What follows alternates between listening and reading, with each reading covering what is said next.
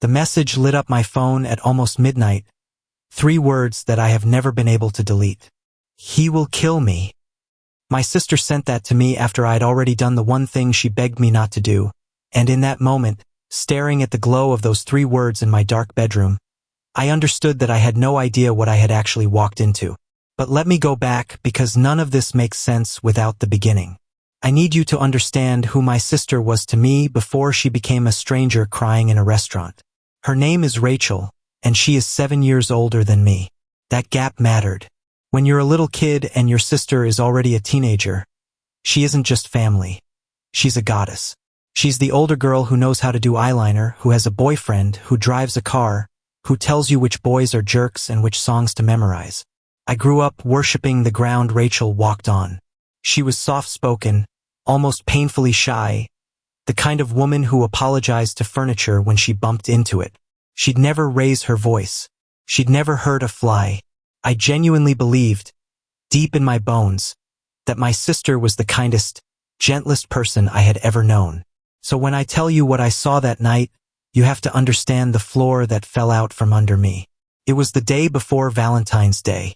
I had organized a little girls' dinner with 2 of my friends at this Italian place downtown, the kind with white tablecloths, low golden lighting, candles in those little red glass holders, and a waiter who recites the specials like he's reading poetry. I got there early. I remember the smell of garlic and warm bread, the clink of wine glasses, a couple at the bar laughing too loudly.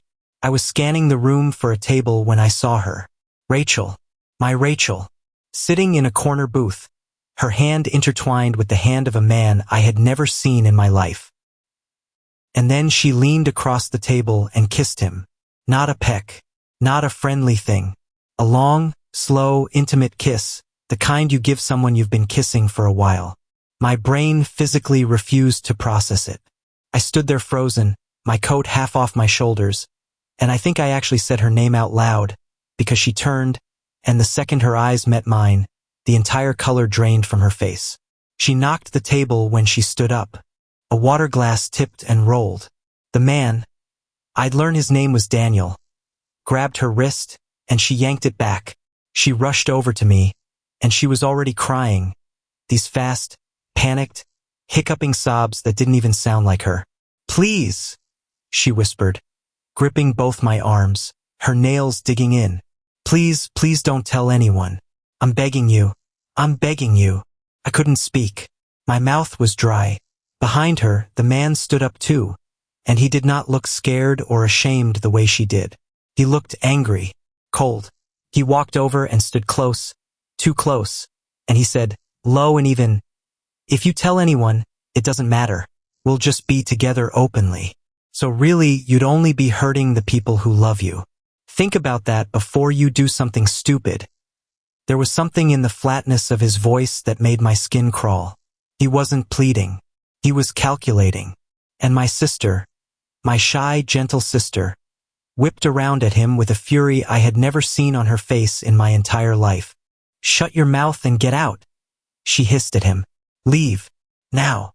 It was so out of character that, for a second, I forgot I was the one who'd been blindsided. Daniel held her stare for a long beat, then smirked, threw some cash on the table, and walked out past us, his shoulder brushing mine on purpose. Rachel turned back to me, and her whole body was trembling. "I can't hurt him," she said, and I knew she meant her husband, Marcus. "I can't. He's a good man. I just need time. I'll fix this myself. I've already ended it, I swear to God. I ended it tonight, that's what tonight was. Please, just give me time to do this my own way." She was talking fast, her words tumbling over each other, wiping her eyes with the back of her hand. And then she hugged me, hard, and made me promise. "Promise me you'll stay out of it. Promise me you won't say anything.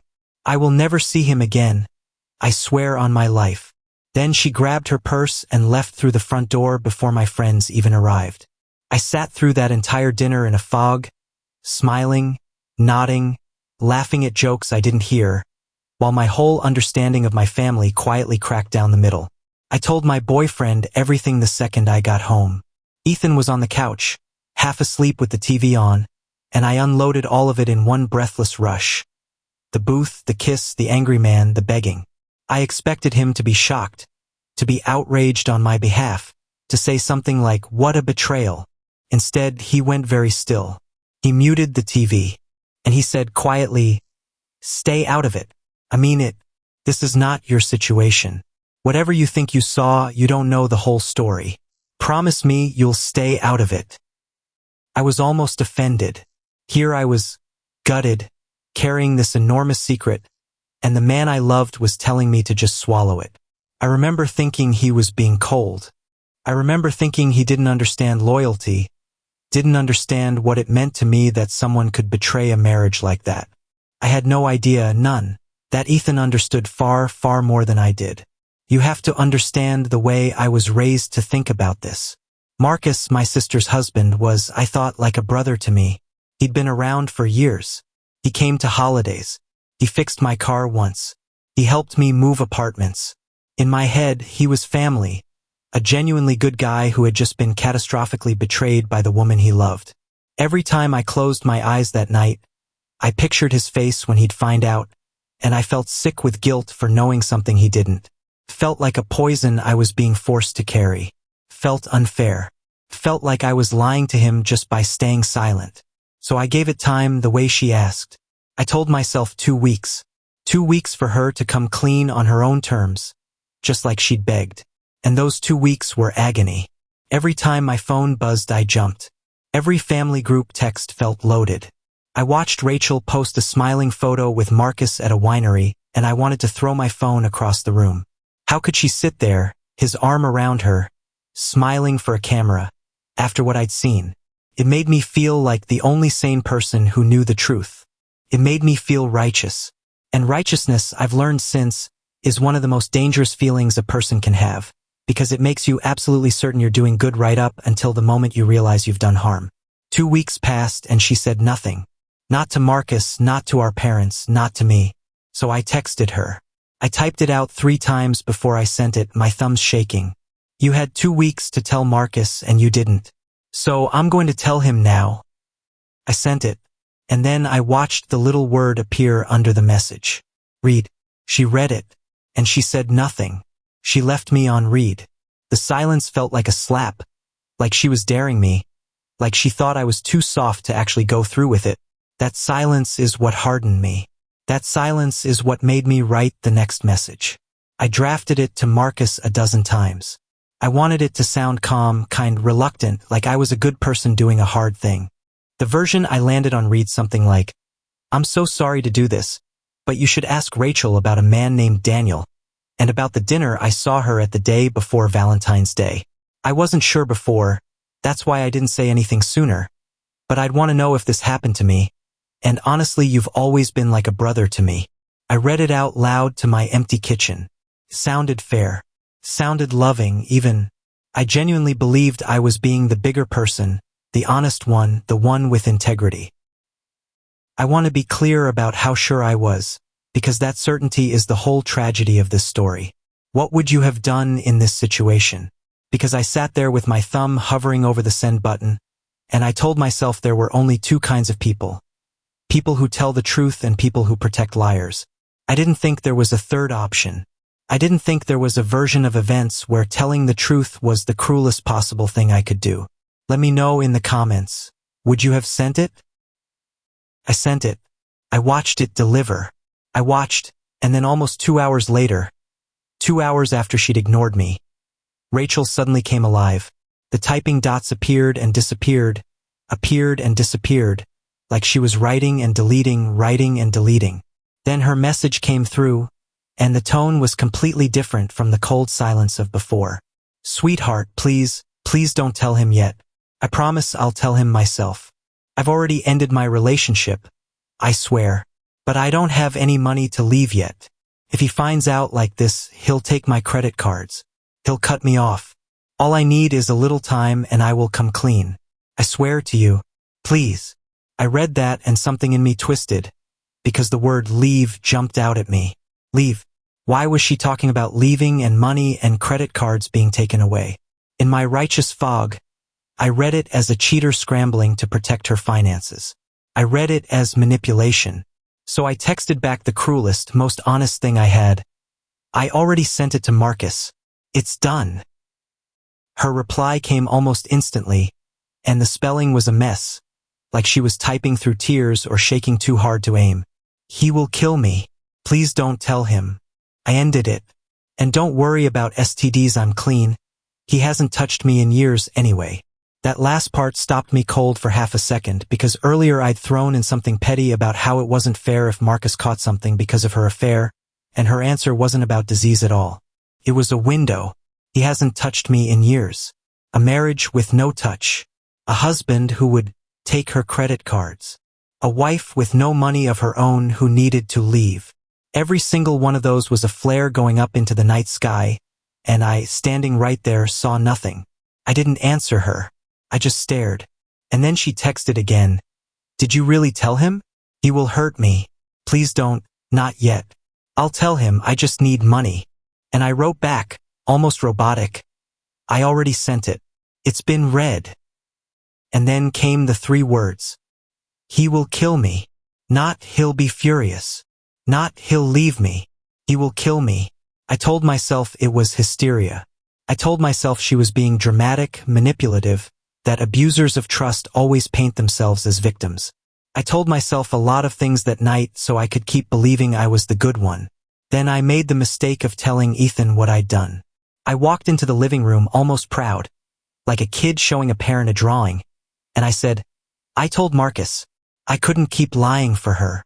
And Ethan stood up so fast the couch shifted. His face went through something I'd never seen. Not anger exactly, something closer to horror. You did what? He said.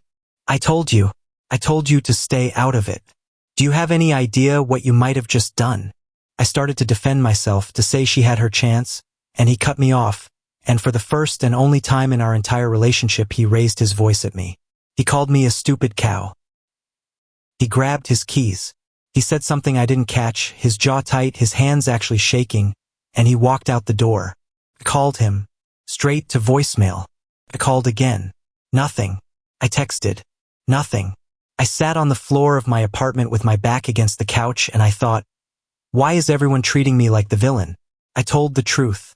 I told the truth. If you're enjoying this story, hit that subscribe button. We post new stories every day. Because what I didn't know yet, sitting on that floor at midnight with 2 men furious at me and my sister texting that she was going to die, was that I was the only person in this entire story who didn't already know the truth. Everyone else had seen it. Everyone else had been quietly carrying it for over a year. I was the last to find out, and I'd found out the worst possible way. The thing that should have warned me, the thing that haunts me now, happened a year before any of this at Christmas. I'd forgotten it entirely until it all came crashing back. We were at a family gathering, Ethan and me, and at one point he leaned over to me, low and serious, and said, Hey, is your sister okay? I just saw Marcus grab her face. Like hard. She looked scared. And God forgive me, I laughed it off a little. I said, No, they're fine, let me check. I walked over to where they'd been, and by the time I got there they were standing together laughing, talking, completely normal, Marcus's hand resting easy on her back. I went back to Ethan and said, They're fine, they're laughing, you must have misread it. And Ethan just looked at me for a long moment and said, All right, your brother-in-law's kind of a douchebag though. I thought he just didn't like Marcus's personality. I never once thought it was anything more. I never once considered that the laughing I saw was the performance and the face grab was the truth. That was the pattern I'd come to understand. Abusers don't beat people in front of witnesses. They squeeze a wrist under a table. They grip a face for 2 seconds when no one's looking, and the instant they're noticed, they switch, smiling, charming, a hand on the back. And the victim switches too because she's been trained to, because the alternative is so much worse later. Ethan saw it because Ethan grew up in it. I didn't see it because I'd never had to learn that language. I had the luxury of not knowing the signs, and that luxury made me dangerous. The hours after Ethan left were the longest of my life. I didn't sleep. I kept refreshing my phone, waiting for something, anything. I half expected a phone call telling me my sister was in a hospital. I imagined Marcus reading my text, his face going dark, walking down the hallway of their house toward her. I'd handed him a loaded weapon and aimed it, and now I was lying awake praying it wouldn't fire. Somewhere around 3 a.m. I texted Rachel, "Are you safe? Please tell me you're safe." She left it on read. Of course she did. I'd burned every ounce of trust she had in me. The next morning the world had a strange, hungover quality, like the air after a storm. My parents called. My mother's voice was tight in a way I'd never heard. "We need to talk about what you did," she said. Not, "Are you okay?" Not, "I heard about Rachel." Just what you did. She told me carefully that I should have come to them first, that I should have talked to family before blowing something up I didn't understand. I got defensive immediately. I said Rachel was cheating, that Marcus deserved to know, that I'd done the honest thing. And there was this long pause on the line, and my mother said, very quietly, "There are things you don't know, sweetheart." And she wouldn't say more. She just told me to be careful and that they loved me, and hung up. I sat there feeling like the ground had shifted again, like there was a room in my own family I'd never been allowed into. Days passed with almost no information. It was like a door had closed and I was on the wrong side of it. Ethan wouldn't answer. Rachel wouldn't answer. My parents were cold and clipped. I went to work. I came home. I lay in bed staring at the ceiling, replaying the restaurant, the texts, the 3 words. I started slowly to do the thing I should have done at the very beginning. I started to actually think. He hasn't touched me in years. He'll take my credit cards. He will kill me. I lined those sentences up in my head and looked at them not as a cheater's excuses but as a person's reality. And a cold dread started seeping into me. What if she wasn't manipulating me? What if every word had been true? I started looking up things at night that I'm ashamed it took me so long to look up. Financial abuse. Coercive control. Why victims don't leave. I read that the most dangerous time for a woman in an abusive relationship is the moment she tries to leave or the moment her abuser finds out she might. I read that money is the #1 reason victims stay. No cash, no cards, nowhere to go. I read about women who'd been killed in the days after their partner discovered an exit plan. And I sat there in the dark with my laptop glow on my face, and I thought about the text I'd sent Marcus, the careful, kind, righteous text, and I felt physically ill. I hadn't exposed a cheater. I might have detonated a bomb in my sister's house with her standing next to it. But here's the part one still don't fully understand. The part that turned out to be the only mercy in the whole mess. Ethan. My Ethan, who I thought had just stormed off in a rage to punish me. He hadn't gone home. He hadn't gone to a bar. The night I sent that text, he had driven straight to my sister's house. He knew. He'd always known what kind of man Marcus was, and the second I told him I'd tipped Marcus off, he didn't waste a breath yelling. He grabbed his keys because he understood, the way I couldn't, exactly what Marcus might do when he read those words. I only learned the timeline weeks later, in pieces, the way you learn the shape of something in the dark. Ethan got to their house about 15 minutes before Marcus came home. He parked where he could be seen. He made himself visible. And according to my sister, this is what she told me the one time we really talked. That 15 minutes was the only reason it didn't go the way her text predicted. Because when Marcus walked in, furious, my text burning in his pocket, he saw Ethan's car. He saw a witness. And a man who grabs faces under tables when no one's looking does not do what he wants to do when there's a witness sitting outside. He didn't touch her. He raged, he shouted, but he didn't put his hands on her. And in that narrow window of his hesitation, my sister packed a bag and walked out the door and didn't come back. Think about that. The man I called a stupid cow's worth of trouble. No, the man who called me that was the only person who actually protected my sister, while I, who loved her, had nearly gotten her killed in the name of honesty. He didn't tell me where he was going. He couldn't. He knew I'd argue. Knew I'd say I was right. Knew I didn't have the framework to understand that telling the truth and keeping someone alive had just become the same emergency. So he just went. The full update came over a month and a half later, in late April. By then so much had settled into place and nothing felt resolved. Rachel had left Marcus for good. She was divorcing him. And this is the part that wrecked me. She had not gone into hiding alone. She'd gone to stay with Ethan's parents. His mother and stepfather had taken her in. They'd given her a room. A safe address Marcus didn't know, time and space to figure out her life. My sister was, at that very moment, living under the roof of my boyfriend's mother. And the reason cut me to the bone. Ethan's mother was a domestic violence survivor. She'd lived it. She'd escaped it. And Ethan, growing up, had watched all of it, had learned the signals so deeply they were carved into him, the wrist grabs and the face grabs and the sudden switches to charm, the way a victim's eyes go flat in a room full of people. That's why he saw it at Christmas a year ago when I saw nothing. That's why he never liked Marcus and would never tell me exactly why. And here's the thing that broke me completely. Ethan had been quietly talking to his mother about my sister's marriage since the day he and I started dating. For our entire relationship, he'd been watching, worried, telling the one person who'd understand, slowly building, without my knowledge, a soft place for my sister to land if she ever ran. He never told me because he didn't trust me to keep it. And he was right not to. My parents, it turned out, hadn't fully known either, not the worst of it. But they'd sensed enough. They'd seen something I wasn't in tune enough to notice. As one stranger online would later put it, and that line stuck in my throat for weeks because it was exactly true. They were colder to me after, in a sad, disappointed way. They told me, again, that I should have come to them. They never quite forgave me for the recklessness of it, even as they were genuinely, openly relieved and even happy that Rachel was finally out. That contrast was its own kind of punishment, watching my family exhale with relief that she was free, while looking at me like I was the one who'd nearly cost them everything. Drop a comment below. Do you think they made the right call, keeping me in the dark?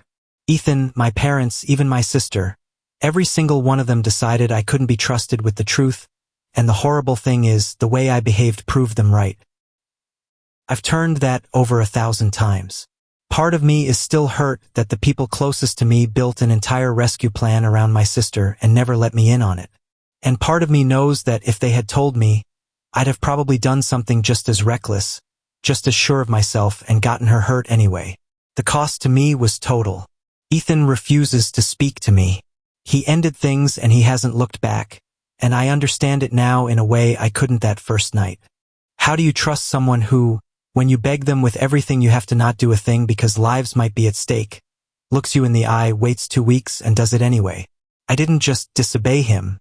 I demonstrated, in the highest stakes moment of his life and his mother's, that my need to be right was bigger than my willingness to trust the people who loved me. He fell out of love with that, and I can't blame him. I still love him. I think about him every day. I think about how he ran out that door not to abandon me but to save my sister, and how the last thing he heard from me before he did the bravest thing in this entire story was me bragging about telling Marcus. Rachel and I have spoken exactly once since it all happened. It was careful and quiet and full of long pauses. She told me the timeline. She told me about the 15 minutes. She didn't scream at me.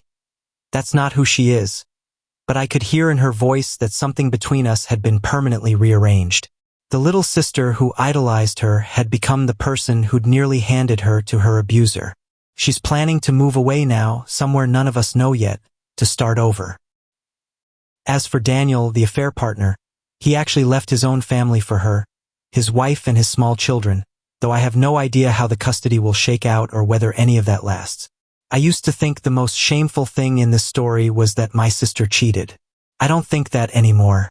I think a woman who hadn't been touched in years, who had no money of her own, who lived in fear, reached for the one warm thing she could find.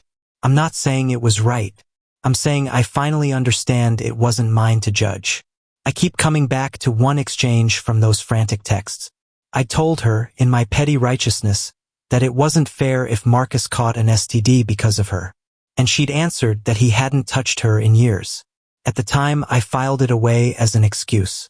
Now I understand it was a confession of a marriage that was a cold, frightening prison.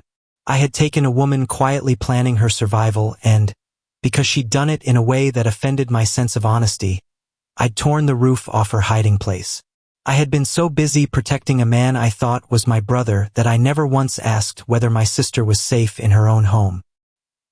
What I've learned, and I learned it the most expensive way there is that the truth is not always a gift, and that I would have wanted to know is not the same as everyone is better off if I tell. There are rooms in other people's lives you cannot see into from the doorway. Marcus deserved to know his wife was leaving, sure. But the order of operations, the timing, the danger, the money, the exit plan, none of that was mine to control, and by seizing control of it, I almost became the reason my sister didn't make it out alive. I confused my own discomfort with a moral duty. I confused being certain with being right. My sister is alive. She is free. She is safe, living with people who knew how to help her in ways I never could. By every measure that actually matters, this story has the ending I should be grateful for. And I am. But I also lost the man I loved, the trust of my parents, and whatever simple, worshipful bond I'd had with my sister, since I was a little girl staring up at her like she hung the moon. The people who saved her did it quietly, patiently, over a year in the dark, without ever needing to be the hero. I tried to be the hero out loud in one night, and I nearly got someone killed. If there's a lesson in any of it, it's this. When someone who loves you, who has seen things you haven't, looks you in the eye and says, please, stay out of it. Sometimes that isn't cowardice or apathy. Sometimes it's the most loving and clear-eyed thing a person can say, and the wisest thing you can do is trust that they can see a danger you simply cannot. I didn't trust it, and I've been alone with that ever since. Guys, we are inching toward 1,000 subscribers on this channel. If you are not subscribed, please consider hitting subscribe. It really helps us hit that 1,000 milestone. Thanks for sticking around.